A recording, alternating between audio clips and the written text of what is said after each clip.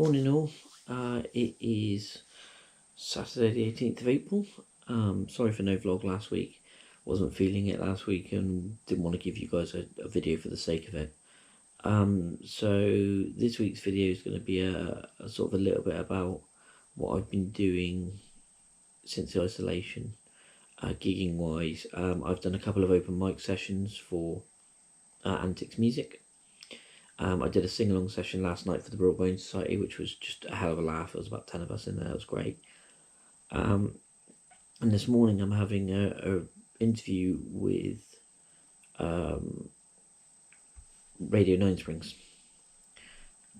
So Ross is going to give me a call in a bit. We're going to have a Zoom call and a bit of a chat. So hopefully I can put in some video from the open mic sessions and then from this phone call. So, yeah. I've got Paul Lewis here, aka Guitarist on Wheels. Hi, Paul. Hiya, how you doing? Yeah, very well. How's everything going with you? Yeah, good. Yeah, not too bad. Rough times right now, but how are you doing in regards keeping the music going? Actually, probably doing more writing and more recording than I have been. I'm normally quite a busy person socially, so I don't normally have too much time on my hands, apart from obviously the gigs itself, to sit and write. But I've written 3 songs already in the past sort of week and a half. So it's just hit me with a flood of songs at the moment. So that seems to be where I'm at. So yeah, I've been reasonably busy. I've done a couple of open mic sessions as well, which has been really bizarre to do online. But yeah, no, it's been good. How do those work then, the open mic sessions online?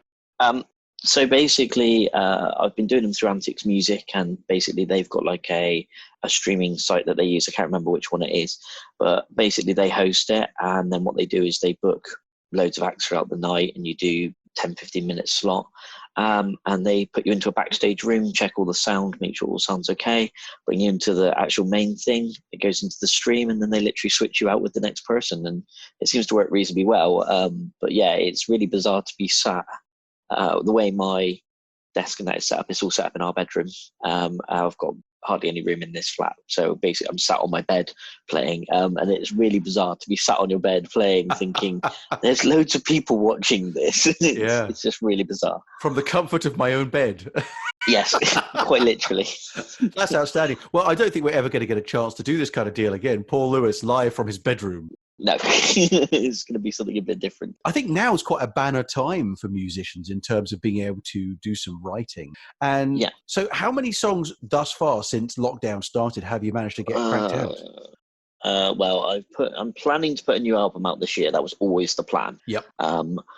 So I wrote Turn Down earlier in the year, released that earlier in the year. Now that was released as a single, but it always had the intent to go on to the new album. And since then I've written City Lights, remembering half of what I've actually written, because I've just, it's been one of those things. It's, so I've written Stay This Way, yep. Turn Into Night, City Lights, and I started writing a song yesterday that I'm going to call The Stage. So yeah, four songs sort of in the past I've been working from home for the last 5 weeks. So yeah, basically in the last sort of 5 weeks, I've been writing like that. And for the first sort of week and a half, probably 2 weeks, I probably actually didn't write anything. Right. I'm one of those people that I seem to go through a stage where I'll write nothing for months, and then all of a sudden I just get a flood of songs, which is really bizarre for me. I also don't necessarily spend as much time on a song as I should do. Okay. So I've tried to this time, like The Stage, I basically I did a sing-along. I suffer broad bones, and I did a sing-along with a batch of us with the same condition last night. We had like 10 of us on a Zoom conversation. It was hilarious. Wow. With the lag as well. It was just so funny to try and do a sing-along. It's hilarious. Oh, I could imagine. I logged on about an hour before I was due to do this and thought, I'll just check the guitar levels, make sure everything's all good, and I'm not gonna. I literally ended up writing a song in that sort of hour that I was sat there, Wow. where something just sort of came to me, and I was like, right, okay, and I've got to write this down. It's nowhere near ready to sort of do, but I started recording something and putting it down, and then realised I need probably about 4 more verses than I've actually got, because it's the way the song's structured. Okay. But yeah, it's been a bit mental that literally I've nearly every day in the past week I've either written something or had something come to me, And normally I'm very much if I can't finish the song, the basis of the song there and then, it gets scrapped. Right. Okay. And I very much had to step back off of that a little bit because I've actually liked a lot more. I think normally I have to finish it because it normally means I don't like it if I haven't finished it. Right, yes. So it's normally like I've obviously not got enough drive for this song because I don't want to finish it right now, which means to me it's not quite right. No, I can get that. With these last couple, I've kind of been a bit like, actually, I'm going to give that a day and just go over those lyrics again. It's always the lyrics for me. Yeah. The music I can come out with really quickly. It's always the lyrics. So, Right. yeah, it's been a little bit more of a, let's sit down and actually relook at these lyrics and retweak it. So where do you take inspiration from? Where do you take inspiration from then when it comes to putting it together? A bit of everything. Normally things that are going on to me or things that are going on with friends. So in the past, on the very first album, I've got a track called Call My Name. It was actually ironic. I was actually talking to the friend. I wrote it about multiple people, but it was one friend specifically that I wrote it about. And she never actually realised that I wrote it about her until literally a week ago when we were talking about the song. And she's like, why have I not heard the song? And I was like, you have. You just don't, you just, it's so. But she knows now. She knows now. Yeah, she knows now. And she was like, she turned around now, she's like, right, okay, that is like literally my favourite song of yours. And she always liked it and it always twigged with her, but she couldn't work out why it connected so much. Right, okay. And then it sort of clicked. So I mean, it's complimentary of her, right? Yeah. Well, it's all about when you're struggling, the fact that basically I said to a lot of people, if you're struggling, just give me a call, just pick up a phone, drop me a message, whatever. Okay. And people don't necessarily do that. They ignore you quite a bit. So I literally wrote a song about the fact that when people are in dark places, that actually they can just pick up a phone and give me a message. And the time I wrote it, we were both in very dark places. So I think it kind of connected because we were talking to each other quite a bit. Right. And I think this is the kind of thing, I mean, I've done everything from that through to a song called Take Away, which was all about my friends losing their disability benefits, through to a song called Batman, which is literally about Batman. So I've done, I'm a bit of everything's sort of black and yellow or black and orangey yellow, all my microphones, all my leads. I have noticed, Everything's, my wheelchair, everything's Batman or sort of, depends on which way you're looking at. I'm a Harry Potter fan and a Batman fan, so I'm Hufflepuff and I'm Batman. So, Would Batman have been a Hufflepuff? Yes, probably. You see, I think you'd find a lot of people would say that Bruce Wayne would certainly have been a Gryffindor, but then again, anybody who's a superhero presumably has to be in Gryffindor because who came from Hufflepuff? Justin Finch Fletchley? Yeah. To agree. He was all right. Yeah, he did all right for a career, didn't he? Yeah, he did really well. Good old Sedders, good on him. Hey, you mentioned it a minute ago with the wheelchair thing, and so this is the Guitarist on Wheels. That's how you put yourself out there. When did you come to the conclusion that was how you wanted to market yourself? It was a joke between friends years ago. Yeah. I've actually used it as a username on accounts well before I was gigging regularly. I mean, I picked up a guitar at the age of 13. I taught myself to play. Yep. I was given a left-handed guitar. Well, basically, I started on a right-handed guitar upside down, so I can still play a bit of stuff upside down. And then nagged my parents incessantly to the point where they went, "We're going to get you a left-handed guitar. Just, chill." And it ended up being this sort of joke one day with somebody where they were like, "You're a guitarist, and you've got wheels," and I was like, hang on, like this kind of works. Yeah. And so we were playing around with it for a bit, and I used it, like I say, for usernames, but didn't really think too much about it. I mean, I used it back in the old MySpace days. That was my username on there. Yeah. And so I was playing around with it like that for a bit, and then basically I was in a few bands. I started a band up called Lying Eyes years ago. We never did anything of any substance. We wrote a few songs, never actually gigged properly. We did a couple of like bits and bobs here and there. I used them for a couple of personal events like my 18th birthday and stuff, but we never really made it out there. And I tried to keep that band going for years, and we had member swaps and stuff. And it basically got to the point where vocalists just didn't stay. Like they would just like drop out, but like literally drop out like a week before we had a gig booked. Right. And I'm very much if I've got something booked and I've promised somebody something, I'm going to stick to it. Yeah. So at the time, and there are pictures on my Facebook, I had my massive Dreadnought vintage acoustic. This thing was a beast. It's only a normal size guitar, but on me, I'm 4'8", and in the wheelchair, it just looks huge. So I just basically said, look, I'll still do your craft fair or your beer fair or whatever it was at the time. And I've never trusted my vocals. I've never felt that I could sing. And I literally just started going out and just going, let's have a go. Yeah. And I bumbled through a couple of gigs, and then somebody said, can I book you for something? And I was like, yeah. And then they were like, yeah, okay. And then literally started to take off. And I thought, well, I can't go around saying I'm Paul Lewis because that's me, not necessarily an identity. And so the Guitarist on Wheels thing came out. And then I kind of started to use that more and more.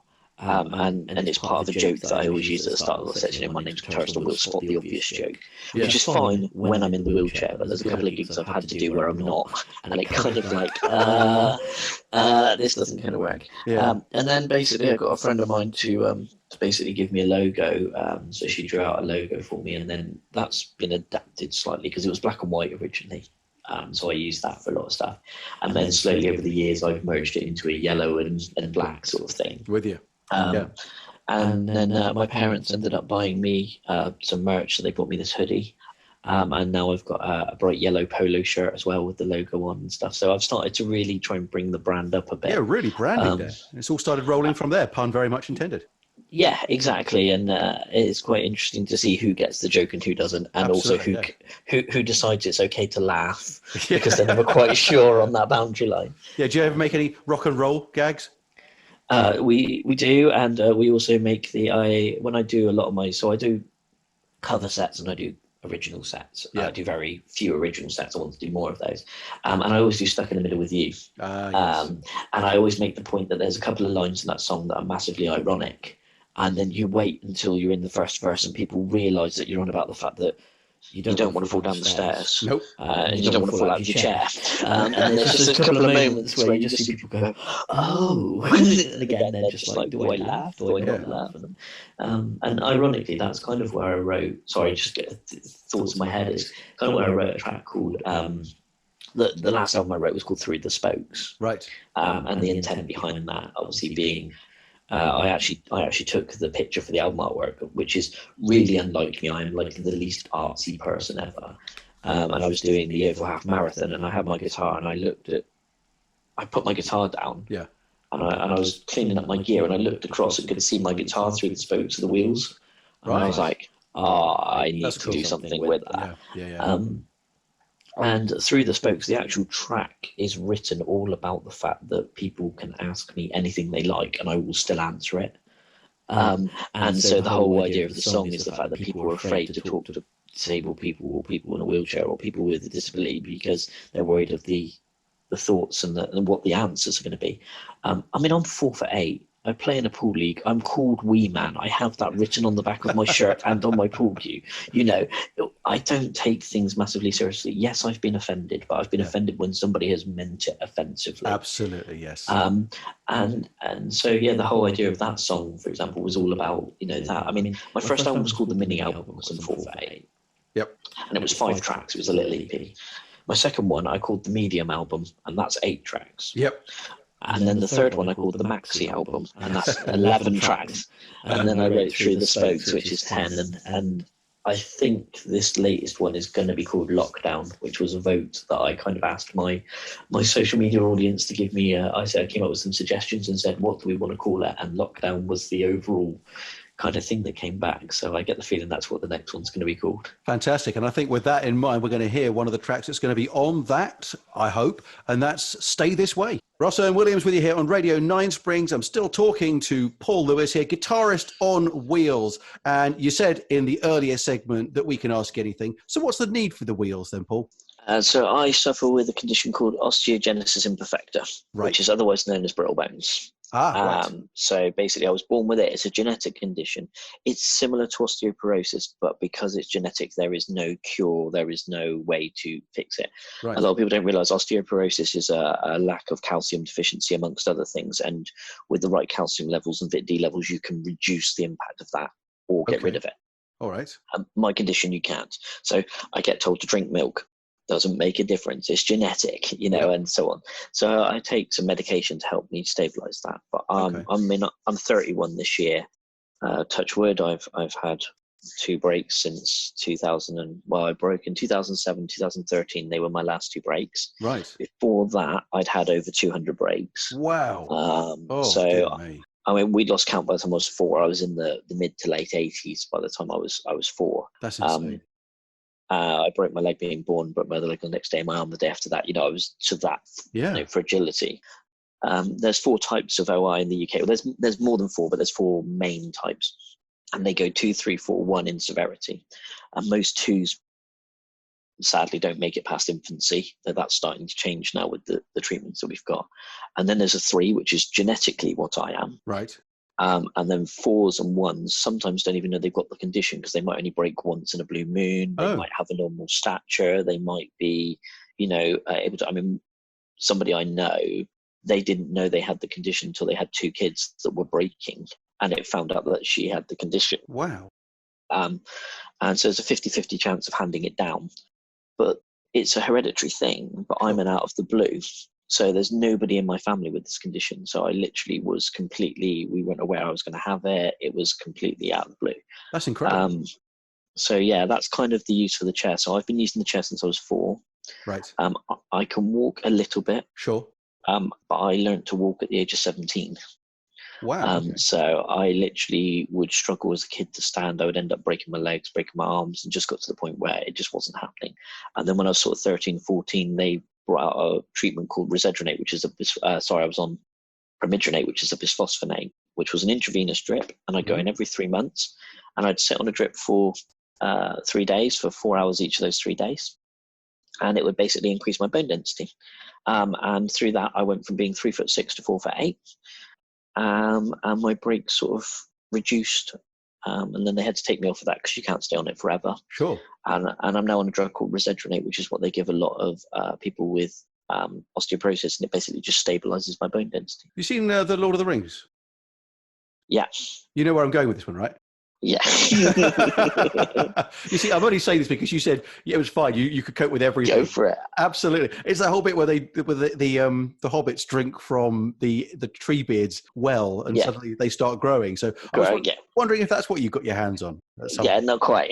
Not quite. Have you ever seen a film called Unbreakable? Yes, I was going to bring that up as well. That's the M. Night Shyamalan.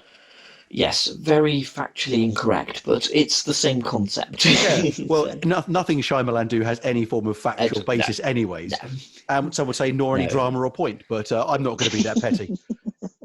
No, Samuel Jackson's character is not quite the concept because he's just far too tall, and some of the things he does and the way he describes the condition, because the different countries, the severity, the type and severity is different. Yeah. So in Australia they have 7 types, in America they have 6, and the levels and the way they work is quite different. So yeah, it's definitely an interesting one. How does it affect your guitar playing?